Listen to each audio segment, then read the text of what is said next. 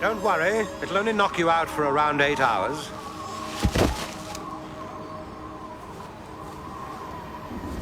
When you recover, drink a lot of water. You may dehydrate. Colonel X.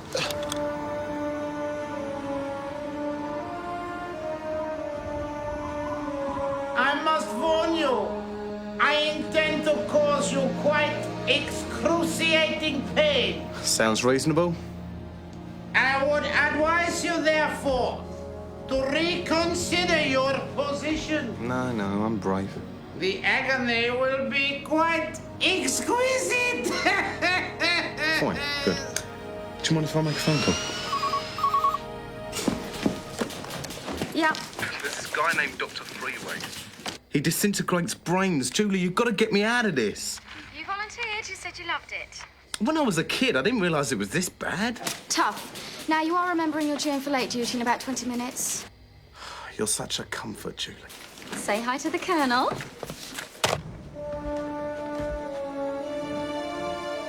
One last moment to reconsider.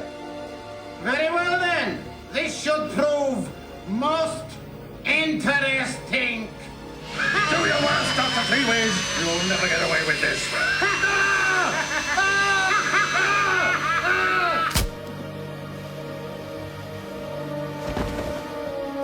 Good evening, Sir Edward. Did I mention I've had my walking cane fitted with a small but effective dart gun? Colonel, thank God that you're here. That computer over there has been programmed to detonate a nuclear device hidden somewhere in England. Just as I suspected. Be careful. It may be booby-trapped. Don't worry. I've had experience in dealing with this kind of technology. Fortunately, I have a hat pin and some string. Good Lord. How could you have known that you'd be deactivating a computer?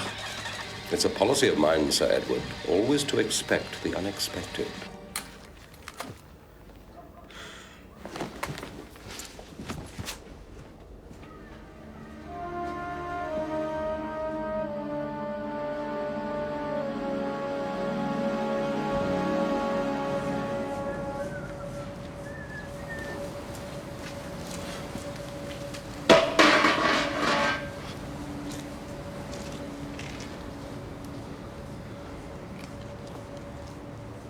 It's a policy of mine, always to expect it.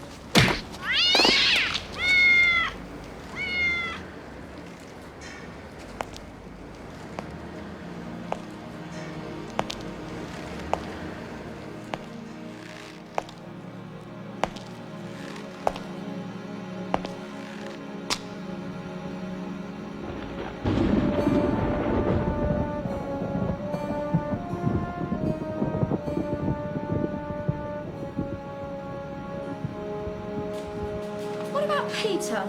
Peter's got his good points. Name them. Personal hygiene. And I hear he's got a nice shirt. He started that rumour himself. He thought it would make him sound glamorous. Listen, do you really think it's such a good idea to date a guy in the news team? Don't you think it might just kill the mood a bit, you being his boss? Quite the reverse. I know I can dock his pay if I don't have a good time. Hi. Well, here goes. You really think Spike's the jealous type? He's about to be. You just entered a room without a string of gags about how pretty you are. Want to talk about it? Oh, it's a sad story, boss. My ego got so big that it left me. Spike, you know how you said you wanted to start dating other women while you tried to figure out how you feel about me? What I said more accurately, Linda, was that I'd rather date any other woman in the entire universe, regardless of size, shape, age, creed, or species than you. Sure, but if none of those relationships work out, we're an item. Thing is, I've decided I should start seeing other people too, and I think you should know I've got a date. Oh, good. What do you mean, good? I just told you I've got a date. So what do you want from me? A reference? What's his name? Oh, I see. You've got a date, but you just don't know who with. Well, I've narrowed it way down. You know what, Linda? You couldn't get a date if you were paying for it. Of course I could. We've got loads in petty cash. Okay, I'll make you a deal. Not interested. Julie, tell Jeff both his articles are completely lousy and he's on window cleaning duty till he shapes up. You didn't even read them. But my windows need cleaning, okay? Linda, you get a proper, legitimate, unpaid date without the use of even minimum force, And I'll cook dinner for you both. What? You know I'm a great cook. A candlelit dinner for two at the venue of your choice. I'm chef and head waiter. And what do you get out of that? Nothing? Because it's never gonna happen. Because no guy would ever want to have dinner with you. You should know this, Linda. Guys don't like you. Of course they do. Why don't they? They do tend to have an image of you as sort of a ruthless, ambitious monomaniac. See? So is it a bet or what? I'll find a man. Just you make sure I've got something to feed him. I'll bring the food, you bring the meat. You're going to regret this, Thompson. This is going to be the meal of a lifetime. Well, in that case, we both better get shopping.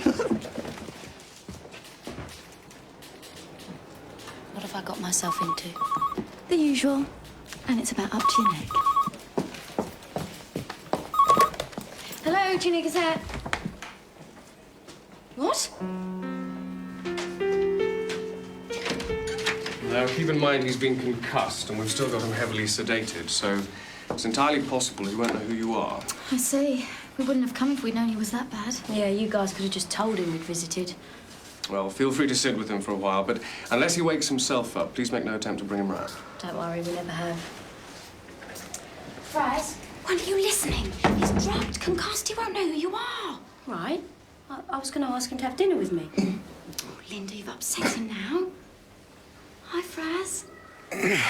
What happened? It's probably best if you don't think about it just yet. You were mugged, though. You were found unconscious and kind of roughed up in an alleyway off Hertford Road. We assume you were mugged. Because your wallet was missing. So, where's Spike? Well, he came along, but we lost him somewhere. You know how it is. This place is full of nurses. But do you get it, though? I mean, it's such an ugly uniform. So uncomfortable. So you really don't remember anything, then? No. I just...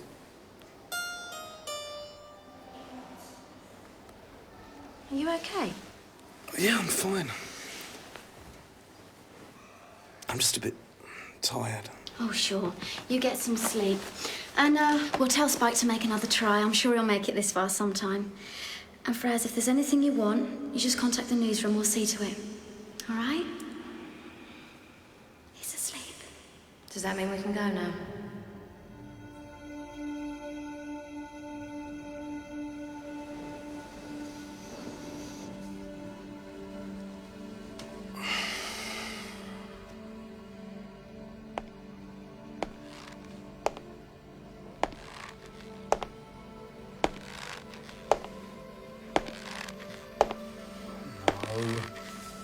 No. No.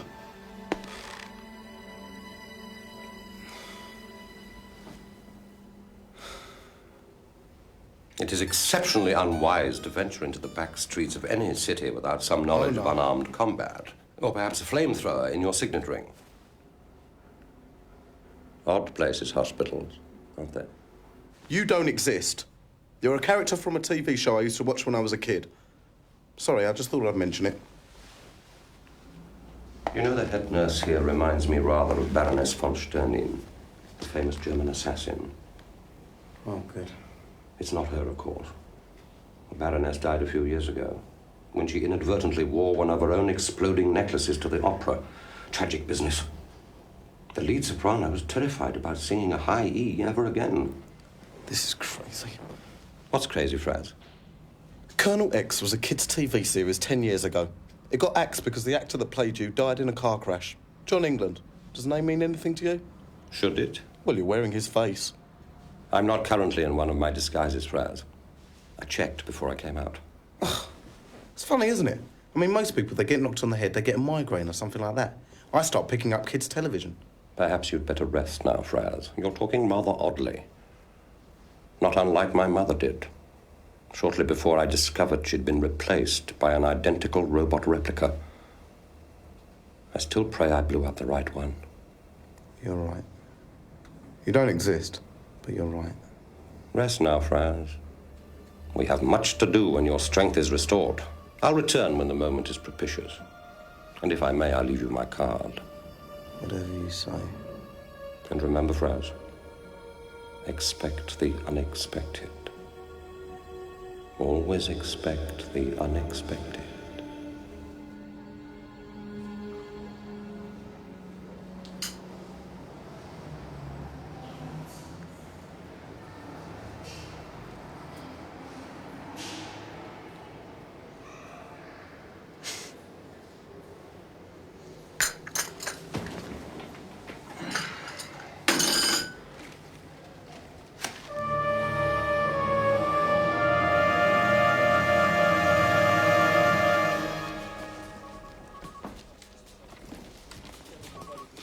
Look, why don't you just tell Spike you give in? Because I'd rather die than let Spike win anything ever. Why? You know what he's like, he's so competitive. Oh, well, I keep telling you, there's only one guy left who hasn't turned you down. He's your last shot.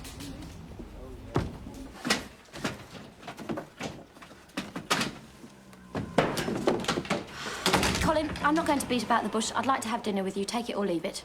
Why? I find you very attractive.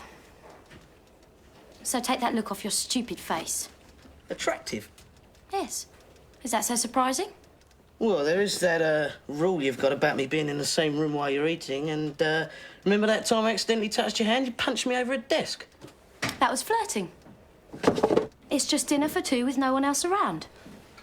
Except Spike, he'll be cooking.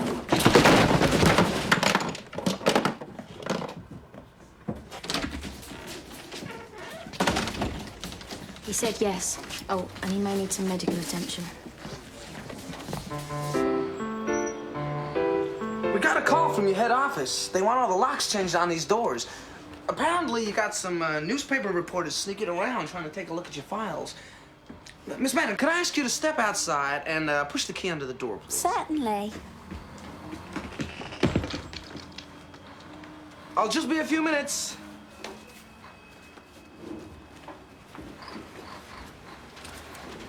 Right, so where were we? You were having this crazy dream in hospital about Colonel X visiting you. Yeah, you got Colonel X in the States, right? Yeah, sure, but never in person.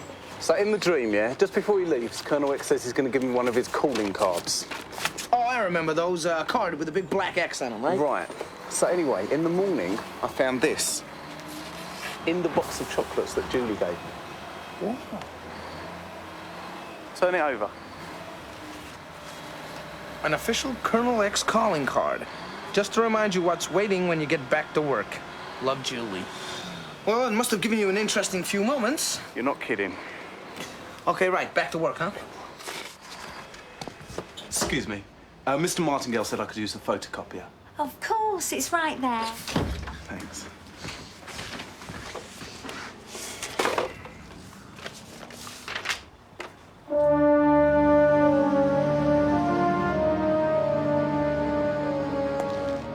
Did you really think you'd seen the last of me? Did you really think it would be so easy? You're a fool, Dr. Freeways. Now tell me, which of the royal family did you replace 7 years ago with a robot replica? I see no reason why I shouldn't tell you. It was him.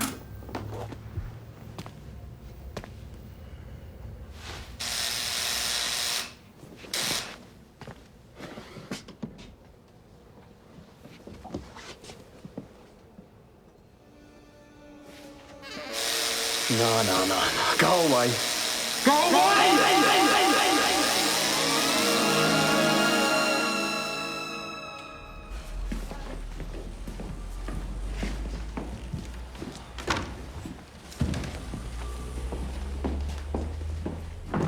Not heading off then? No, I don't want to go home yet.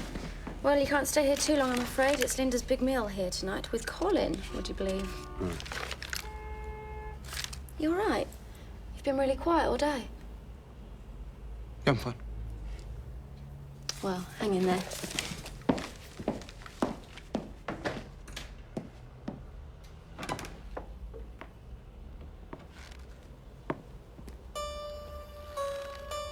The moment has come, Fraz.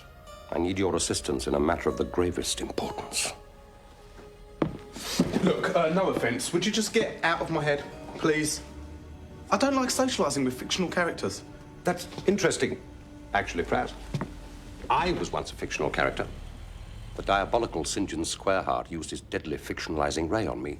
Fictionalising Ray? Exactly. I spent 2 weeks as a minor character in Hound of the Baskervilles. Of course you did. Fortunately, I managed to escape, along with Desmond Hargrove, another character from that fine mystery novel. I've read Hound of the Baskervilles. There's no one called Desmond Hargrove in it. Well, there isn't now. Look, what I'm trying to say is you're just my imagination. And I must admit, it's better than I thought it was. I don't quite follow what you're saying, Fraz. I got a knock on the head. I've started seeing characters from some kids' show. I just explained myself to a symptom of concussion. You seem to have a higher opinion of me in your youth. You sent me some very nice letters. I was particularly touched by your request for one of my machine gun walking canes. Hi, Sids. Hi. Now I, your childhood hero, turn up and ask for help and find my request ignored.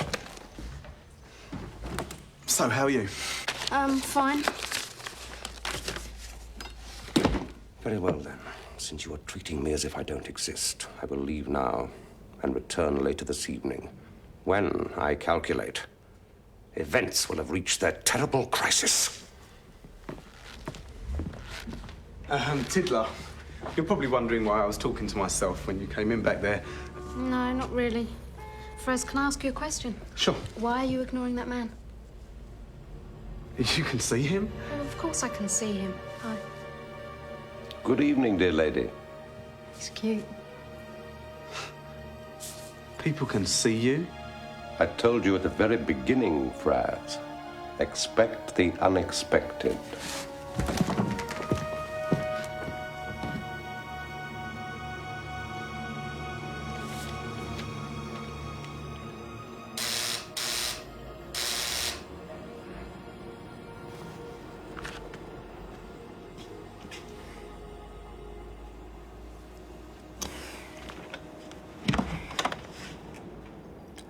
I'm glad you didn't tell me to go away this time, Mr. Davis. Oh, yeah, sorry about that. I thought you were someone else. I'm Dr. Clipstone from the Norbridge Psychiatric Hospital. I think you and I ought to discuss John England.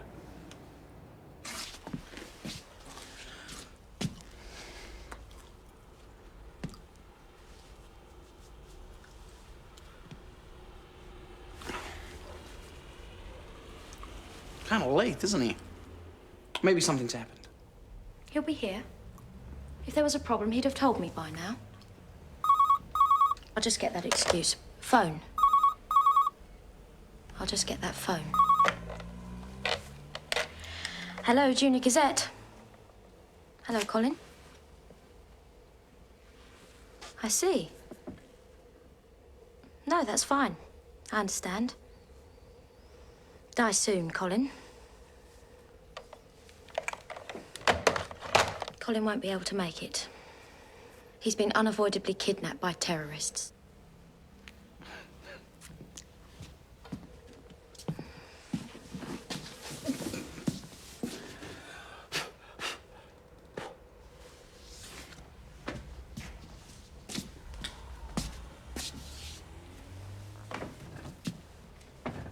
I should be touched, really. He even went to the trouble of having people shouting in the background in foreign accents. It's amazing how far people will go to avoid spending an evening with me.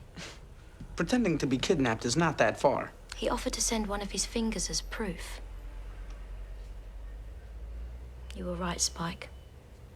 People don't like me. Hey, come on. Maybe I'm finally learning that being smart and being right isn't a license to treat people like dirt. Lindy, you're talking all kind of sane and nice. Nobody move. I am Colonel X. Oh, now I get it. This is a dream. Colonel X? Like on the television? Can you see him too? Of course he can see me. I'm not wearing my invisibility cloak. Actually, I couldn't find it. What? This is wild. I don't normally get them this vivid. Spike, you're not dreaming. Oh, no? You wait. Any second now, this room's gonna be full of nurses. I'm sorry, Spike, you're wide awake. He's really here. You were really being sane. I'm delighted you decided to believe in me, Fraz.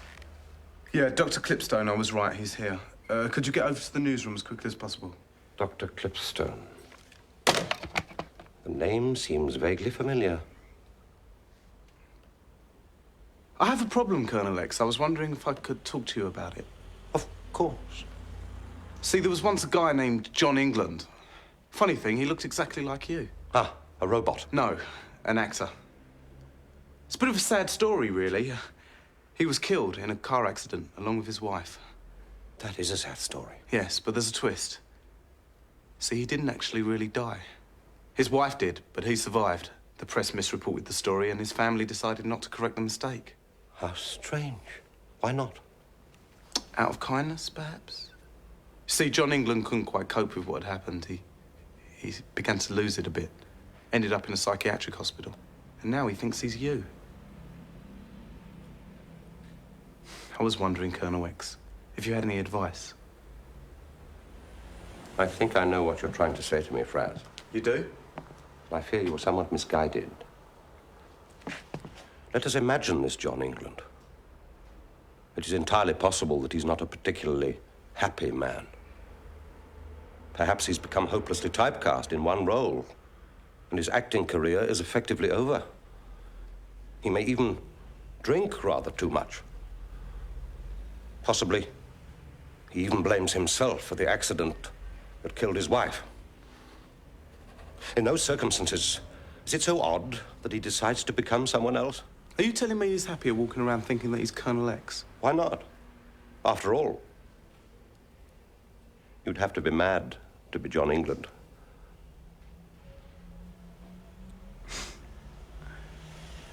You're a very wise man, Colonel X. Well, I've had some experience in the area of mental illness. I've heard that. As a matter of fact, my departure from that field was rather sudden. I fear it may have caused some consternation. Perhaps it's time I was getting back. There's someone on their way. I chose you well, Fraz. I'm sorry I've not had more time to make your acquaintance. Spike Thompson, we got your show in the States, sir. I loved it. America is a fine young country, Spike, with a great deal of potential. Thank you. Linda Day. Dear lady. You remind me rather of my one true love, Olga Romanov. She was head of a Russian suicide squad, so our relationship was necessarily brief. Colonel X, would you have dinner with me? I would be delighted. Check this out for a date. I take it you've just unlearned where you were going wrong in life. Get cooking, sucker.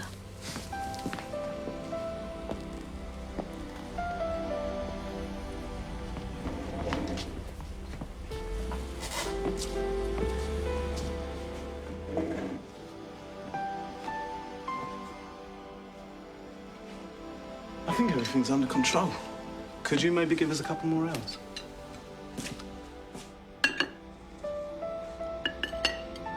Bon appetit. Thank you.